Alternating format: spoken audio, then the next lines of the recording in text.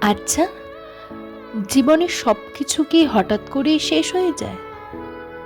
হ্যাঁ, যেমন বিগত বছর কয়েক ধরে একসাথে থাকার অভ্যাসটা হঠাৎই বন্ধ হয়ে যায়। আবার হঠাৎই কাল দেখা হবে বলে আর দেখাই হয় না। আবার হঠাৎ ভালোবাসার হাতটা শেষবারের মতো ছেড়ে চলে যায়। আবার হঠাৎই কারোর জীবনে নতুন কোনো মানুষ এসে তার মধ্যে থাকা কষ্ট দুঃখগুলোকে মুছিয়ে আবার ওই ভাঙা মনে বিশ্বাস জুগিয়ে আনে, তার টুকরো টুকরো স্মৃতিগুলোকে জুড়ে এক অদ্ভুত মায়ার সৃষ্টি করে। এইভাবে কিছু জিনিস রয়ে যায়, কিছু চলে যায় স্রোতের মতো বেয়ে।